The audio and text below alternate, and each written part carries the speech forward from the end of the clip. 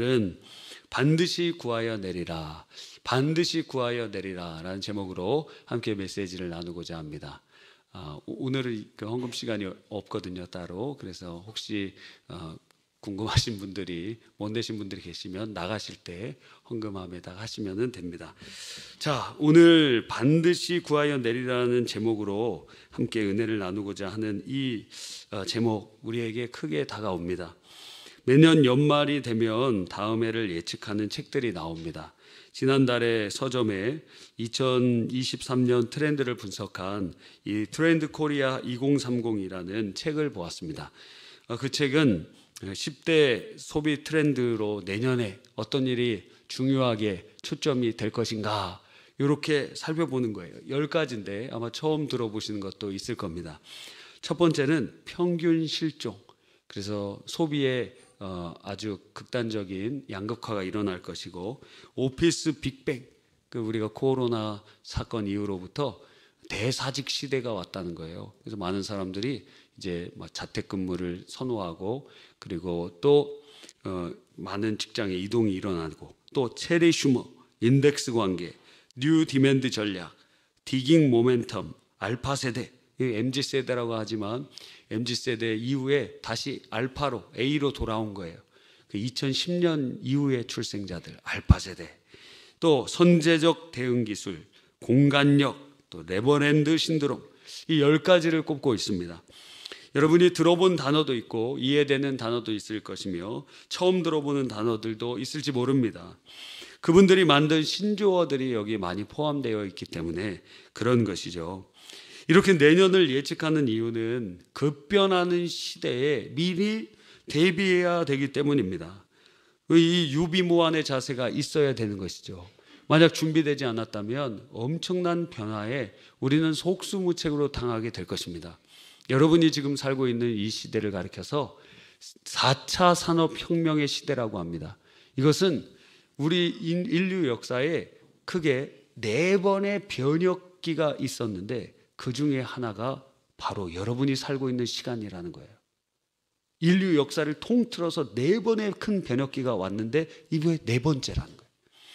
그러니까 역사가들은 여러분이 살고 있는 이 시대를 인류 역사의 변곡점이며 어떠한 임계점이라고 이야기할지 모릅니다. 그래서 10년 후에 우리가 갖고 있는 직업 중에 약 절반가량이 사라질 수 있습니다. 많은 AI와 로봇을 통해서 정말 많은 일들이 확 변하고 우리의 인생이 너무도 많은 변화의 역사에 깜짝 놀라게 될 그 변곡점에 우리가 서 있다는 것이죠.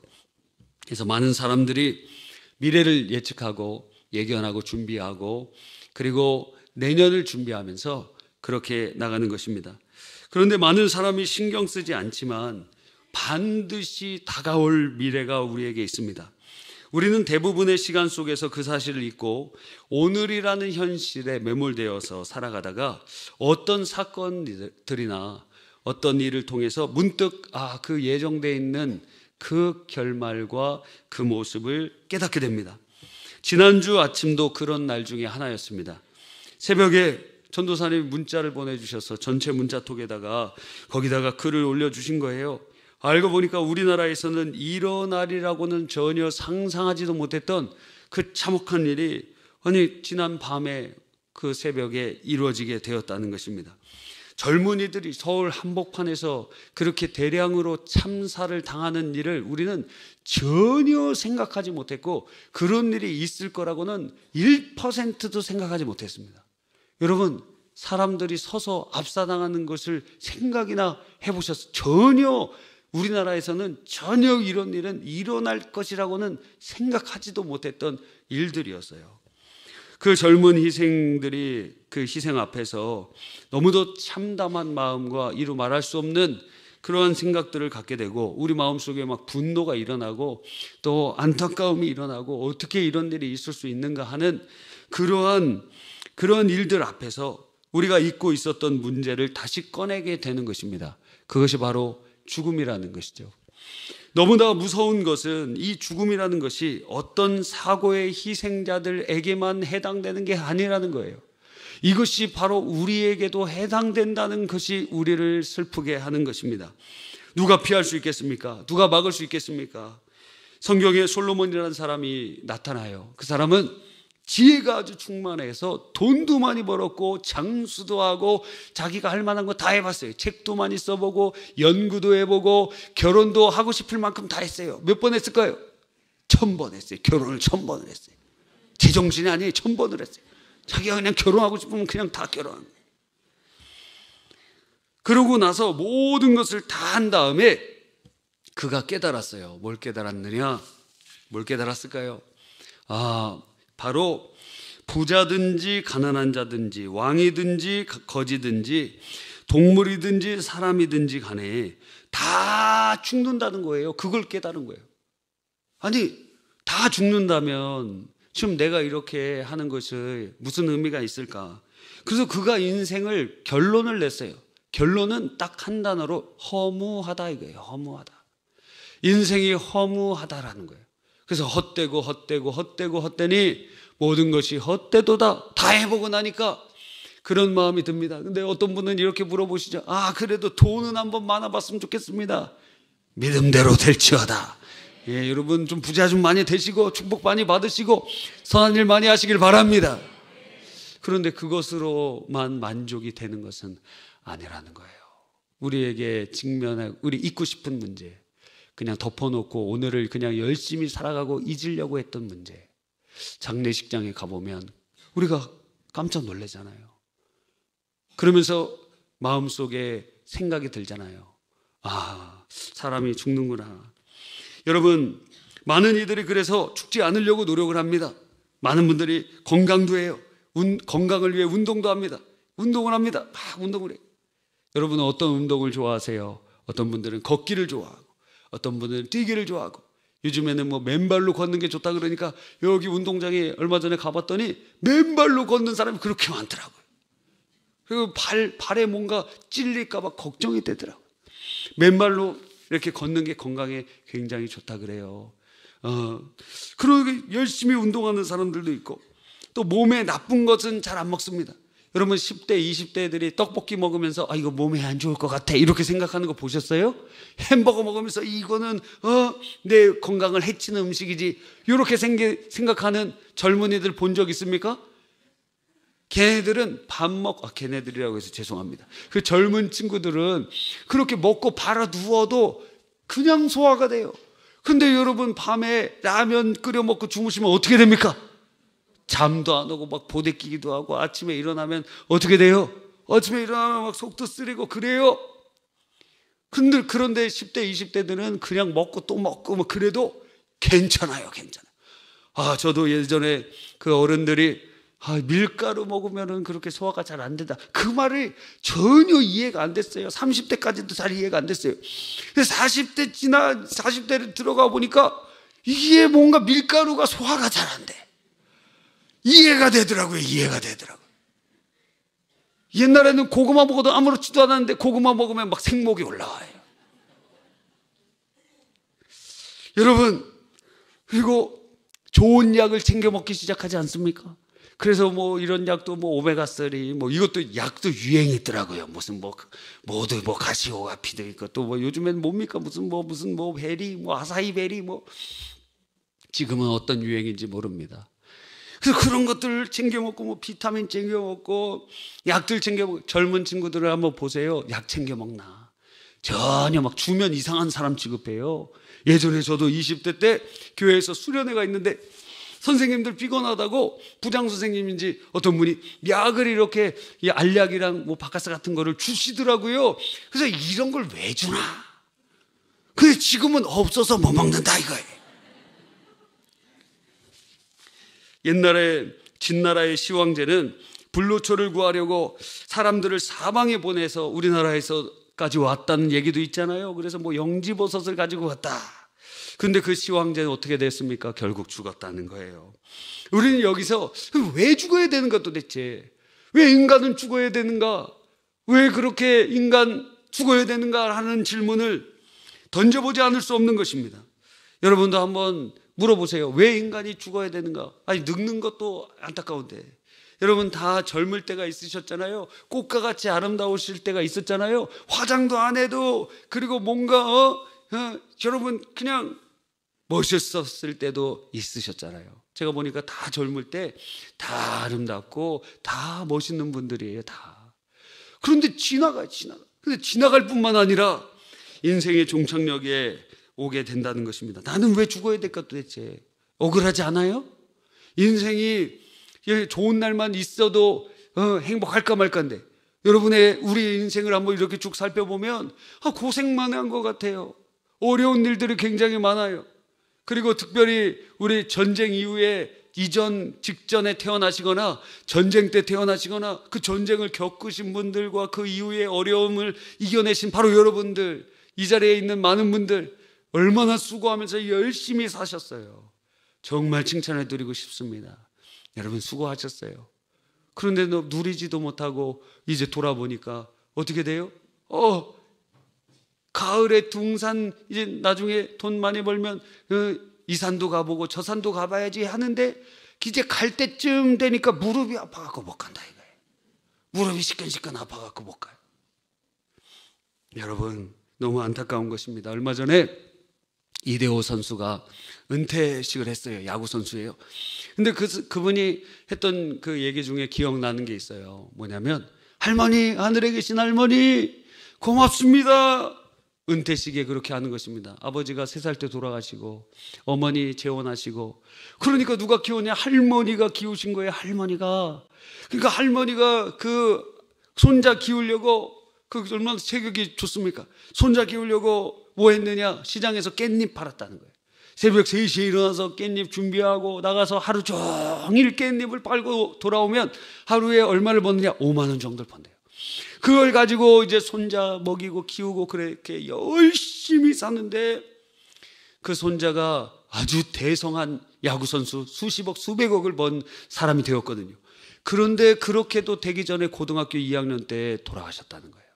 그래서 그 선수가 그때 큰 슬럼프가 왔다는 거예요. 내가 이렇게 열심히 해서 야구 선수 되려고 하는 거, 우리 할머니 좋은 거 한번 드시게 하고 우리 할머니 좋은 집에서 모시고 싶었는데 이렇게 돌아가시다니. 너무너무 슬픈 거예요. 내가 야구 왜 해야 되나? 도대체 야구 못하러 하나? 하는 생각이 들었다는 것입니다.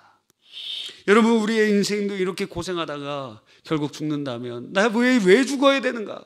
너무너무 슬프지 않아요? 너무너무 의문점이 되지 않아요? 근데 성경은 이에 대해서 이렇게 얘기를 하고 있습니다. 원래 하나님께서는 모든 만물을 아름답게 창조해 놓으시고 생명으로 가득한 곳으로 창조해 놓으셨는데, 사람이 하나님 앞에서 죄를 짓고 타락하여 하나님을 멀리 떠나 그 저주받아 결국에는 고생하다가 죽는 인생이 되었다는 거예요. 그래서 아무도 이제는 구원받을 사람이 없고 하나님 앞에 그 죄로 인하여 심판의 대상이 되었다는 것입니다.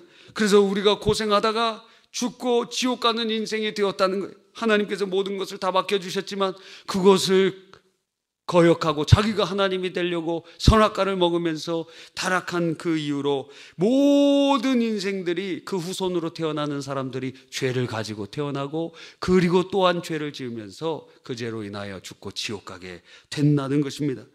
여러분, 우리가 자녀들을 키워보면 알잖아요. 저희도 자녀를 키워봤는데 너무너무 우는 거예요.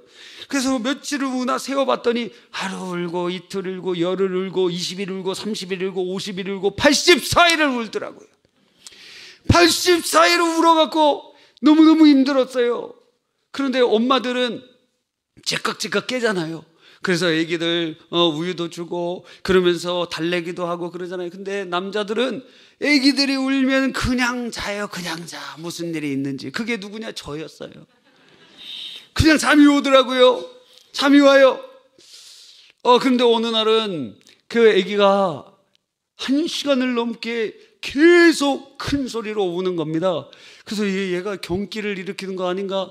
그래서 아무리 달려봐도 울음을 그치지 않는 거예요. 그래서 차를 타고 저기 성가병원에 차를 타고 갑니다. 차를 타고 가서 응급실 앞에 딱 내렸는데 애가 언제 울었냐는 듯이 병원인 줄 아는 것처럼 말똥말똥 쳐다보는 거예요. 여러분, 이 애기들은 다 엄마를 어떤 사정을 봐줍니까?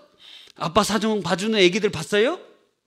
다 자기 배고프면 울고 자기 힘들면 땡깡 부리고, 다 애기들도 그렇게 죄라는 것을 모르는 것 같은 애기들도 다 항상 자기중심적이고 다 자기의 욕구를 채우려고 하고 자기만 생각하고 아주 이기적인 그 모습을 그렇게 보여준다는 거예요. 어디서부터 그런 일들이 시작이 되었는가? 성경은 인간이 타락한 이후로부터 아예 모든 인간의 존재가 그 안에서 죄가 있고 그 죄로 인하여 또 다른 죄를 또 짓고 그렇게 살아가다가 고통 중에 죽고 지옥 가는 그러한 불쌍한 인생이 되었다는 것입니다. 인생의 비참을 깨닫는 사람은 이 고통에서 혹은 다가오는 죽음에서 벗어나려고 몸부림을 칩니다. 그래서 어떤 사람은 자기의 고행을 해요. 막 금식을 하기도 하고 힘든 고행을 하고 오체투지를 하면서 이 죽음의 문제, 고성의 문제를 해결해야 하려고 합니다. 어떤 사람은 비움을 통하여 내 마음에 있는 모든 것을 비우자. 또 어떤 사람은 선행을 통해서, 어떤 사람은 종교적인 열심을 통해서, 어떤 사람은 과학기술을 통해서, 지금도 여러분 영생을 꿈꾸는 사람들이 냉동돼 있는 사람들이 있어요. 거기 이렇게 막 죽으려고 할 때 거기 그 사람들 피를 다 빼놓고 거기다가 뭔가를 넣어서 이 몸이 부패하지 않도록 냉동 창고에다가, 그 여러분 집에 가보면 냉장고 있죠? 냉동고에 거기 생선 이렇게 한번 꺼내보세요. 그렇게 만들어 놓는 거예요. 사람을 그렇게 만들어 놓은 다음에 나중에 기술이 발전되면 다시 그 사람에게 피를 넣어갖고 다시 살아나게 하려고 하는 사람이 전 세계 수백 명이나 그렇게 신청한 사람들이 있다라는 것입니다. 여러분, 어떤 사람은 이처럼 과학기술을 통하여 이렇게 죽음의 문제를 해결해 보려고, 그 운명을 피해 보려고 몸부림을 치는 것입니다. 그런데 오늘 말씀을 보면 우리에게 큰 위로가 됩니다. 오늘 말씀 제가 한번 읽어보겠습니다. 배에서 태어남으로부터 내게 안겼고 태에서 남으로부터 내게 업힌 너희여, 너희가 노년에 이르기까지 내가 그리하겠고 백발이 되기까지 내가 너희를 품을 것이라. 내가 지었은즉 내가 업을 것이요 내가 품고 구하여 내리라. 주님께서는 우리가 예수님을 믿든지 믿지 않든지 이미 우리를 향한 사랑을 주시고 계시고, 우리가 어려울 때 주님이 안아주시고, 태어날 때부터 주님이 바라봐 주시고 우리를 안아주시고 여기까지 인도해 주시고, 그리고 뿐만 아니라 우리를 천국으로 인도해 가시기로 작정하고 계시다는 것입니다. 여러분, 오늘 제목이 무엇입니까? 반드시 구하여 내리라. 반드시 구하여 내리라. 반드시 구하여 내리라. 여러분, 오늘 이 말씀은 사실 유대 백성이 바벨론에게 사로잡혀 갔을 때 아무런 소망도 없고 아무런 그 미래가 보이지 않을 때 주님께서 그들에게 약속해 주신 것입니다. 내가 너를 지었으니 내가 너를 책임지고 내가 너를 안아서 내가 너를 구원해 내겠다.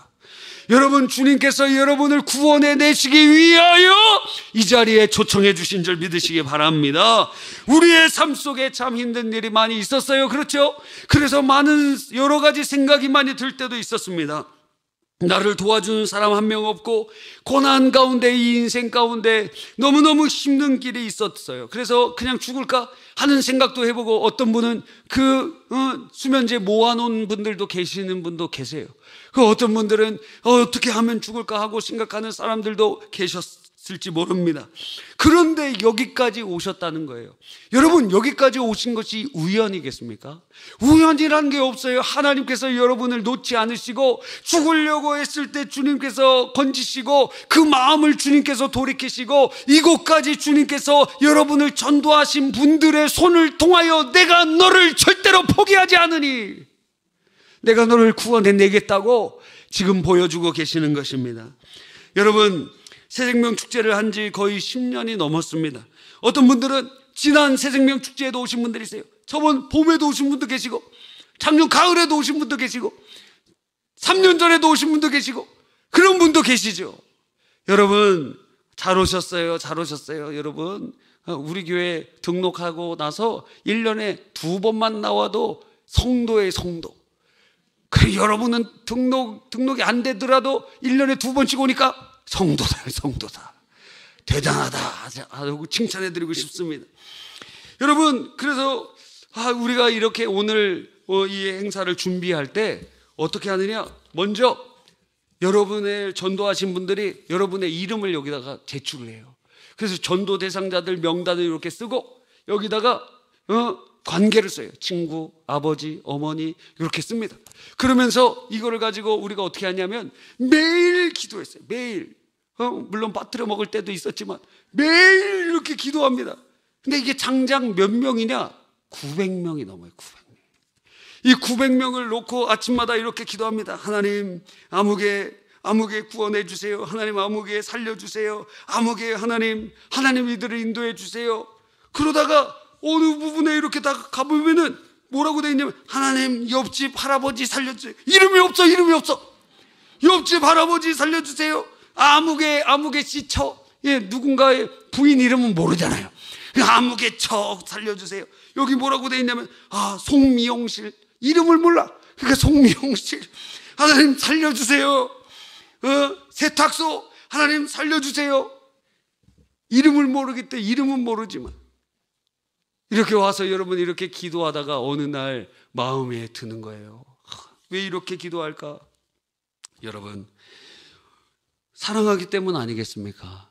여러분을 사랑하기 때문에 금식도 하고 기도도 하고 포기할 만한도 한데 여기에 이름 적힌 사람이 저번에도 있었고 저저번에도 있었고 5년 전에도 있었고 10년 전에도 있는 분들이 있어요. 그런데 포기할 수가 없어요. 왜? 남편이기 때문에. 포기할 수가 없어요. 자녀이기 때문에. 포기할 수가 없어요. 부모님이기 때문에. 포기할 수가 없어요. 그러니까 이제 10년 동안 기도하다 보니까 누군지 알아요. 저도 이제 누군지 알아요. 이름만 하다가 이분 아직도 안 오셨나? 하나님 구원해 주십시오. 살려주십시오 하면서 기도가 절로 나온다는 거예요. 여러분, 그렇게 하는 이유가 포기할 만한 금도 됐는데 왜 포기하지 않는가? 사랑하기 때문이죠. 그런 것입니다. 여러분, 우리도 그러한 은혜를 경험했기 때문에 그런 것입니다. 저희가 간증을 해보자면 저희 아버지가 60년대부터 저희 가족을 위해서 기도를 하셨어요. 하나님, 우리 가족들 다 예수님 믿고 생명을 얻고 구원받게 하여 주시옵소서 하고 기도를 이렇게 하셨어요. 몇 년을 기도했느냐? 60년대부터 70년, 80년, 90년, 2000년대, 2010년대까지 몇 년이에요? 장장 50년을 기도했어요. 50년을 기도하면서 그 가족분들이 저희 할아버지도 예수님을 믿고 할머니도 예수님 믿고 저희 고모 또 우리 가족들이 전부 예수님을 믿게 되었어요. 근데 2011년 5월 8일에 저희 아버지 돌아가셨거든요. 그런데 그때까지도 요동하지 않은 분이 계셨어요. 그분이 바로 저희 아버지랑 똑같이 생긴 큰아버지세요. 깜짝 놀라요. 명절에 인사하러 가면 깜짝 놀라요. 똑같이 생기셔갖고. 이야, 그런데 큰아버지가 그렇게 50년을 기도했는데도 예수님 믿지 않으셨어요. 그리고 2012년, 2013년, 2014년, 2015년, 2016년, 2017년, 2018년, 2020년 되도록 또 예수님 믿지 않으셨어요. 근데 작년 가을에 이 자리에 오신 거예요. 우리 장로님이 전도를 하셔갖고 저희들은 그렇게 50년, 60년을 기도하는데도 꿈쩍도 안 하셨는데 어떤 장로님이 뭐 교회 가자고 그러니까 오신 거예요. 지금도 신앙생활 열심히 하고 계시는 줄 믿으시기 바랍니다. 어디서 오셨어요? 천안에서 오셔서 천안에서 오셔서 예수님을 영접하고 이제 그 천안 지역에서 교회를 다니고 계시는 거예요. 여러분, 왜 그렇게 저희 아버지가 50년 동안 전혀 꿈쩍도 안 하시는 분을 위하여 기도했을까요? 사랑하기 때문이죠. 근데 우리는 깨닫습니다. 저도 여러분들을 위하여 기도하면서 깨닫는 점이 있어요. 그게 무엇이냐? 우리 안에 여러분을 향한 그 마음은 우리로부터 발원된 게 아니라 하나님께서 여러분을 향한 사랑이라는 것을 알게 된 거예요. 여러분, 사람으로 태어나서 그냥 죽으면 흙으로 돌아가는 거지, 끝이지 뭐, 그렇게 우리가 생각할 수 있습니다. 아니에요. 천국과 지옥이 있습니다. 우리도 여러분과 똑같이 그렇게 생각했어요. 어디 죽으면 그냥 끝이지, 그냥 끝나는 거지. 그런데 어느 날 예수님이 우리 마음 문을 두드리시고 하나님이 살아계신 것을 경험한 이후로부터는 정말 하나님이 살아계시고 그리고 천국과 지옥이 있다는 것을 우리는 경험하게 된 것이에요. 그래서 나를 살려주신 주님의 은혜에 감사하여서 여러분을 이렇게 초청하고 여러분을 주님께로 인도하는 데 힘을 다하여 애를 쓰고 그렇게 하는 것입니다. 여러분, 사랑 때문인 것이죠. 우리 안에 여러분을 사랑하는 마음을 하나님께서 주신 것이고 그것은 주님의 마음이었다는 것이에요. 주님께서 여러분의 손을 절대로 놓지 않는다는 거예요. 손이 두 개가 이렇게 맞잡아져야 되죠. 그런데 한 사람이 손을 놓고 이렇게 막 피려고 하지만 한 사람이 붙잡고 있으면 그것은 이거는 풀리지 않습니다. 누가 우리의 손을 놓고 계시지 않느냐? 하나님이 여러분의 손을 놓고 계시지 않는다는 거예요. 내가 너를 포기하지 않는다. 너 태어날 때부터 내가 알고 있었고, 아니 너 뱃속에 있을 때부터 내가 알고 있었고, 내가 너를 여기까지 업어서 인도해 왔고, 백발이 되도록 아무도 돌아보지 않을지라도 내가 너를 기억하고 내가 너를 포기하지 않고 내가 너를 구원해내겠다 약속하고 계시는 것입니다.